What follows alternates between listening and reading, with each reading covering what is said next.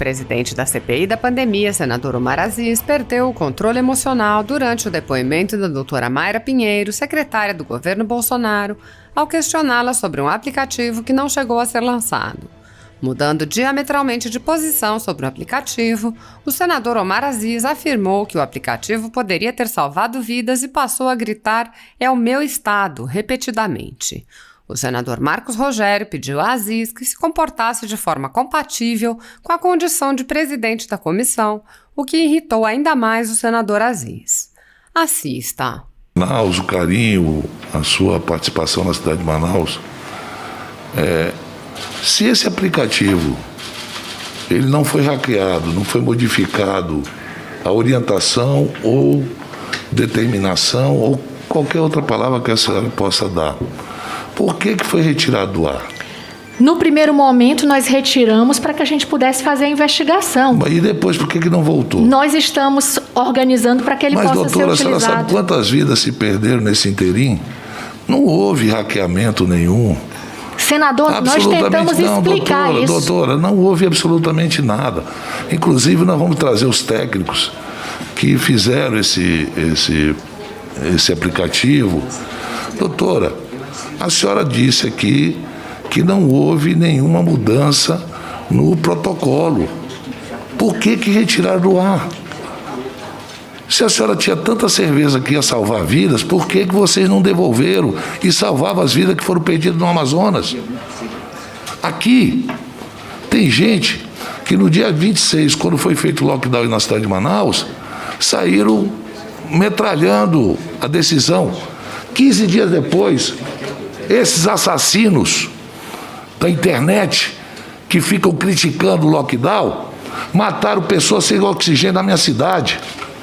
Por que a senhora não devolveu o aplicativo que salva vidas? Essa é a pergunta.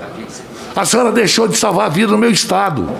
Se esse aplicativo salva a vida, por que a senhora não devolveu o aplicativo, doutora? Senador, primeiro porque havia uma insegurança enorme. A semelhança do que foi feito com a tentativa Doutora, não faça isso. A senhora treinava os médicos, doutora. A senhora tinha o aplicativo.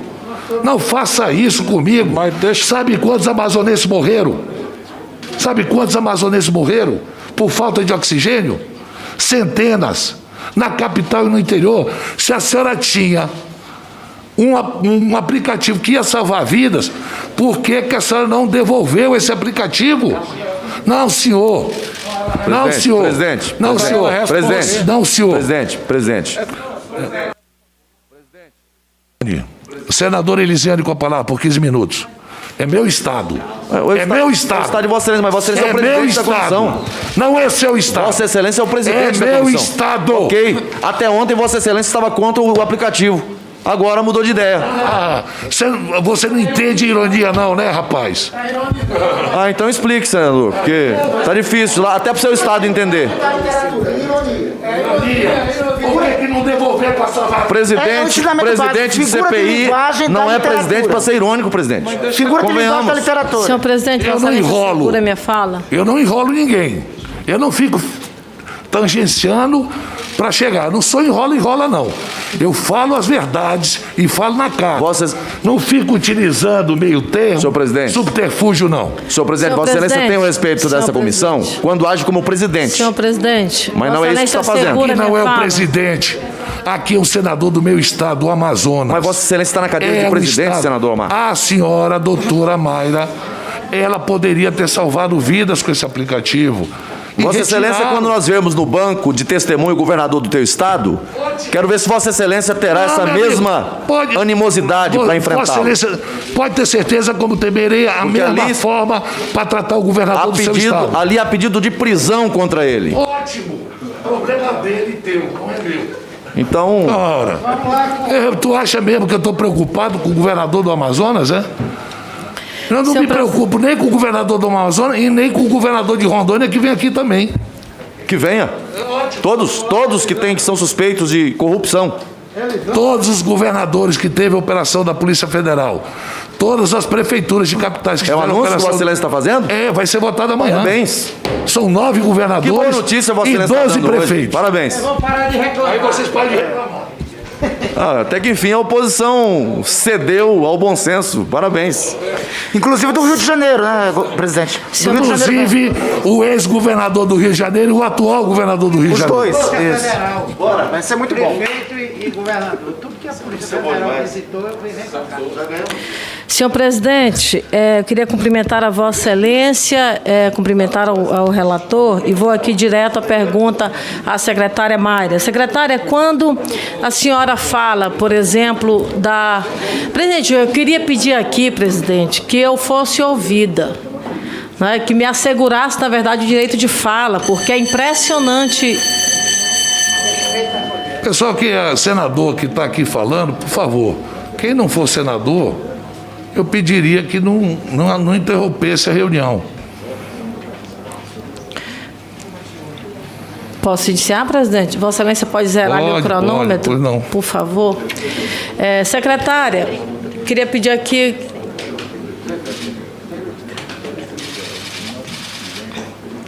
Secretária, nós temos, na verdade, várias publicações suas acerca da recomendação do uso de hidroxicloroquina para crianças e até para gestantes.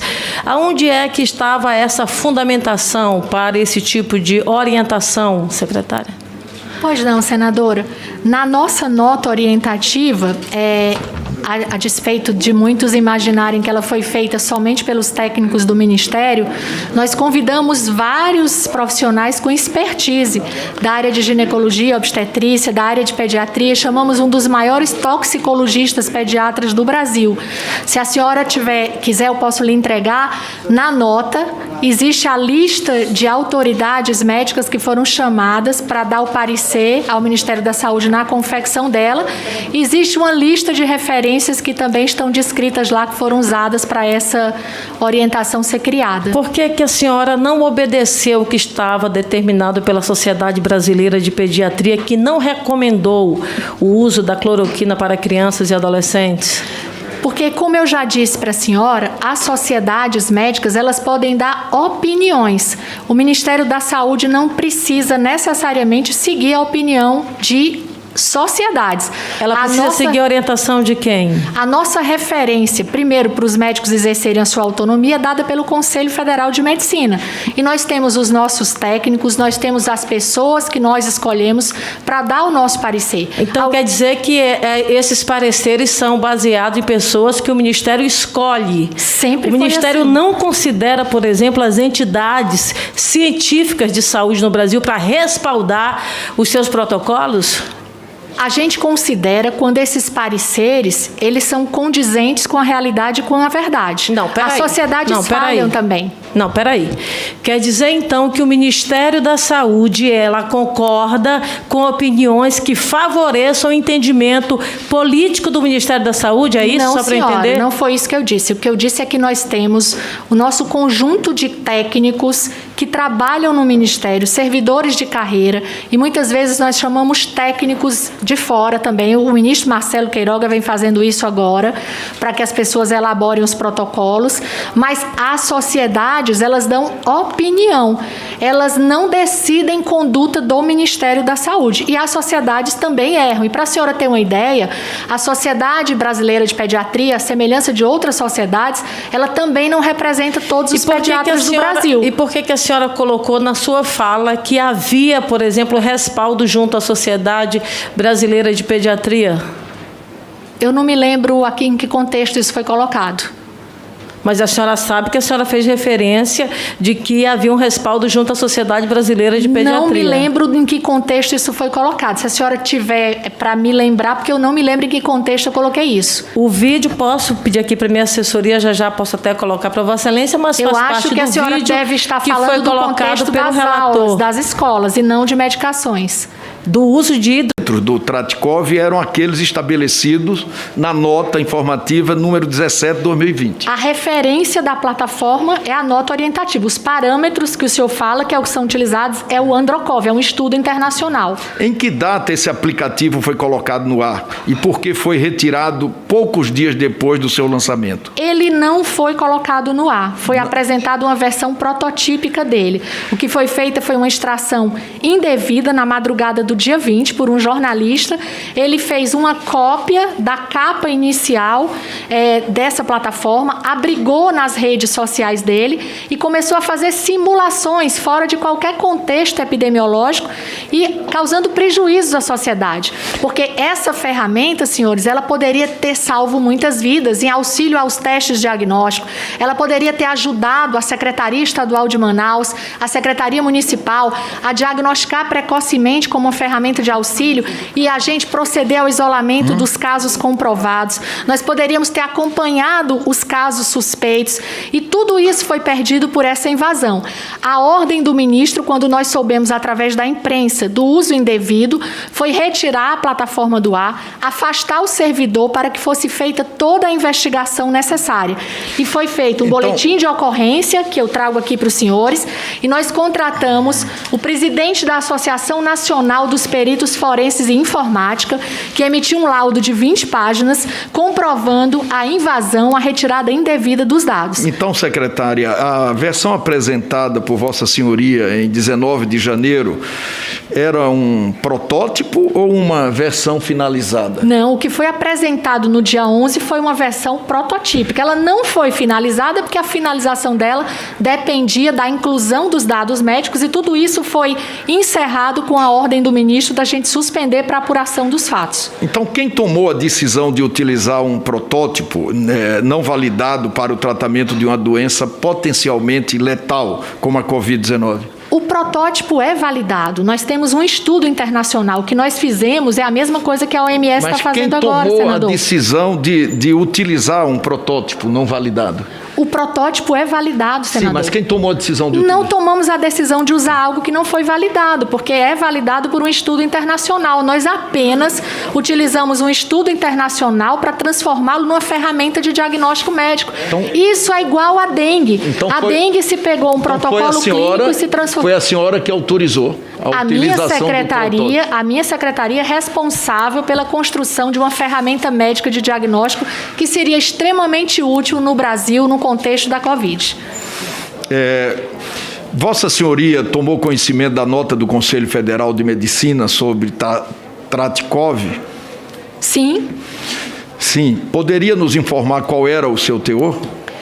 Eu não vou detalhar para o senhor porque eu não lembro, mas o Conselho Federal de Medicina emitiu um parecer sem ter, da mesma forma que os senhores, o conhecimento do que se tratava. Ele foi responsivo ao que foi informado pela imprensa e depois nós informamos ao doutor Mauro os fundamentos que eu trouxe aqui para os senhores com as devidas comprovações. Esse laudo está à disposição de todos os senhores para que possam comprovar a avaliação pericial. É verdade que outros médicos acompanharam Vossa Senhoria em sua viagem a Manaus?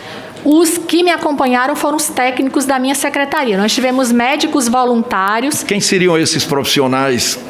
Senador, eu não vou lembrar do nome de todos, mas a gente pode fornecer a lista do senhor. São médicos voluntários que se colocaram em risco, saíram dos seus estados, se juntaram a médicos de Manaus para nos ajudar na prospecção das 136 unidades básicas de saúde. Então a senhora confirma que médicos voluntários de outros estados acompanharam a senhora na sua missão a Manaus? Isso, acompanharam. E a senhora poderia depois mandar esses nomes aqui para a Comissão Parlamentar de Inquérito? Eu peço à Secretaria da Mesa que, por favor, providencie a requisição.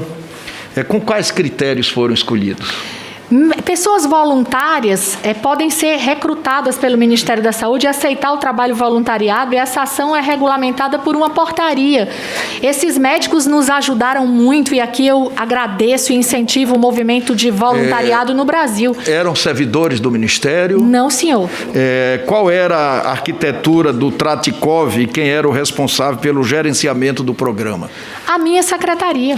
O mecanismo de resposta ao questionário era autônomo no celular e funcionava como uma calculadora apenas, como falou o Pazuello? É uma espécie de calculadora médica, que quando a gente fala calculadora, parece na cabeça das pessoas leigas algo matemático. É uma ferramenta diagnóstica e como ela, exatamente como o Tratikov, existem mais de 300 ferramentas médicas de diagnóstico através de dispositivos eletrônicos da internet. No seu depoimento à Polícia Federal, Vossa Senhoria afirmou que a plataforma foi hackeada, informação que foi confirmada pelo ministro Pazuello em seu depoimento a esta comissão parlamentar de inquérito, que disse que o Tratikov foi roubado, alterado e difundido por uma pessoa já identificada pela polícia.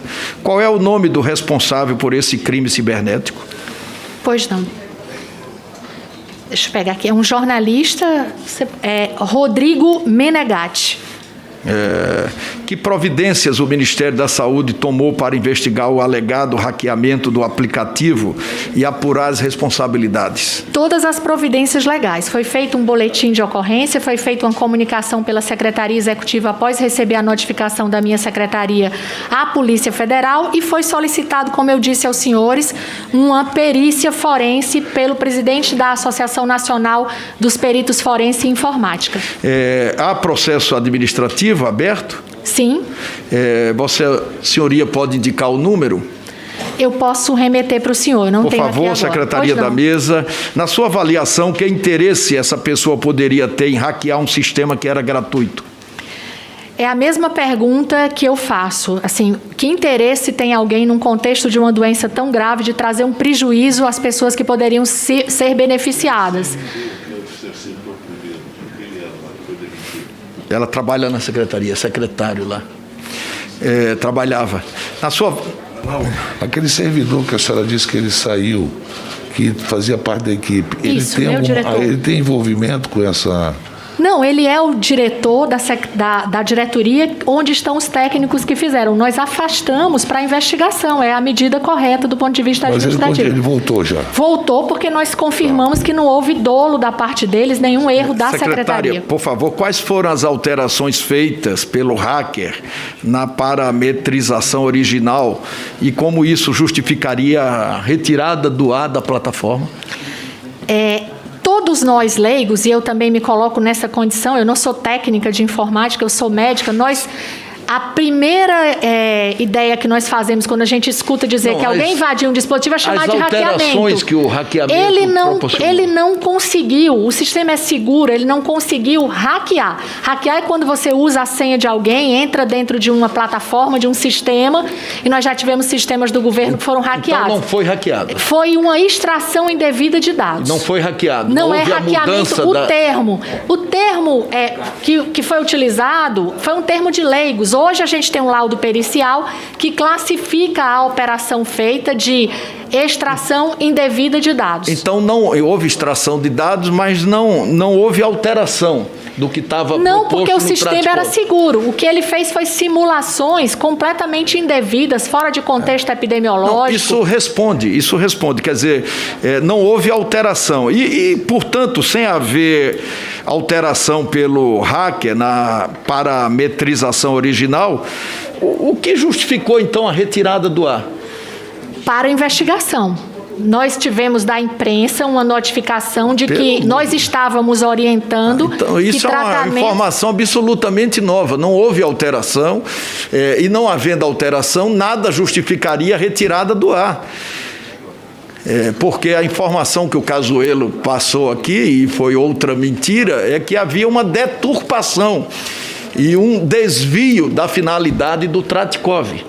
A senhora respondeu muito bem e eu agradeço a sinceridade da resposta. Vossa Senhoria poderia fornecer a esta comissão parlamentar de inquérito o código-fonte do aplicativo com a parametrização estabelecida pela equipe do Ministério da Saúde? Sim. Ou seja, a versão não hackeada que foi retirada do ar por ordem do ministro Pazuello, segundo ele mesmo declarou aqui em depoimento? Sim. Sim. Já estou me encaminhando para concluir, apenas 2 perguntas. O Tribunal de Contas da União, em despacho do ministro Benjamin Zimler, de 22 de janeiro de 2021, no processo 019-895, entendeu que não seria lícito o uso da cloroquina pelo SUS, mesmo off-label, sem autorização da Anvisa, em razão do artigo 19T da Lei 8080, Lei do SUS, deixando claro que mesmo o uso off-label poderia ser autorizado pela Anvisa, mediante solicitação do CONITEC, que Vossa Senhoria integrou e integra. Pergunto, Vossa Senhoria orientou o ministro a submeter o assunto à CONITEC antes da publicação das notas informativas que autorizavam o uso de cloroquina pelo SUS? Senador, diante do contexto da Covid, que é uma doença grave de desfecho incerto, os processos para a gente apresentar uma medicação à CONITEC ou qualquer outro tipo de tecnologia a ser incorporada, eles levam meses para que sejam apresentados estudos. E nós estamos, de novo, eu insisto, tratando de uma doença grave. O uso off-label dessas medicações, a gente já tem para garantir o uso, a segurança delas. Secretária, por favor. Pois não. Desculpa a insistência. Então, respondendo objetivamente, Vossa Excelência orientou ou não orientou o ministro? Não, senhor. Submeteu o assunto à CONITEC antes da publicação das notas informativas, não autorizou? Não, senhor. Não orientou. Vossa Senhoria cogitou pela autorização da Anvisa, antes de assinar a nota informativa número 17, que na prática introduziu a cloroquina entre o arsenal terapêutico do SUS para combate à Covid como tratamento precoce da infecção? Não, senhor, até porque a minha secretaria ela não faz demandas à CONITEC, são as secretarias assistenciais. Alguém sugeriu que essas consultas e autorizações não fossem solicitadas? Não que eu me lembre. Não que se lembre. Como Vossa Senhoria recebeu a recente manifestação da CONITEC, que não incluiu a cloroquina entre os medicamentos recomendados para pacientes com Covid-19? Corretíssima, porque a decisão agora de enviar o primeiro protocolo se trata de uso hospitalar das medicações consideradas antivirais e que podem ser usadas off-label. Então, nós já temos a certeza, desde a nota número 5 e 6 do ministro Mandetta, que não há hoje indicação de se fazer essas medicações na fase hospitalar, em que os doentes já são muito graves, já tem processo inflamatório estabelecido. O uso tem que ser no início da doença. Como Vossa Senhoria analisa as declarações do diretor-presidente da Anvisa, Almirante Barra Torres, que esteve aqui conosco também nessa comissão parlamentar de inquérito, em seu depoimento, no sentido de que a agência claramente não recomenda o uso de cloroquina para a Covid? Senador, a gente tem que fazer aqui de novo a contextualização. Quando o presidente da Anvisa fala de não recomendar, ele está falando do papel da Anvisa. A Anvisa ela recomenda medicamentos que estejam na bula, esse é o papel dela como agência certificadora. Para você conseguir que um desses medicamentos que nós estamos usando off-label, eles sejam incorporados em bula, quem solicita essa incorporação é a indústria farmacêutica. E isso é importante a população brasileira saber. Para eu fazer um estudo, que nós chamamos de estudo pivotal, para a incorporação de qualquer medicamento em bula, em média esses estudos levam 4 anos e custam, o mais simples, 19 milhões de dólares. São necessários, em geral, para as agências reguladoras do mundo inteiro, cerca de 2 estudos desses, com cerca de 4 mil pacientes, em cerca de 10 anos e custando juntos 38 milhões de dólares. Essas medicações, elas não têm patente, elas são medicações baratas. Então, não existe interesse hoje da indústria farmacêutica de que essas medicações sejam objeto de um estudo, da formação de um dossiê para serem entregues à Anvisa, para serem incorporadas em bula para tratar essa doença. Então, esse é o motivo pelo qual nós não temos da Anvisa a opinião de que essas medicações sejam liberadas, porque ela está se referindo à função dela, que é a liberação em bula. Para o uso off-label, nós não precisamos da bula desses remédios. Para salvar vidas, que é o objetivo meu e dos senhores, nós precisamos oferecer à população todos os recursos.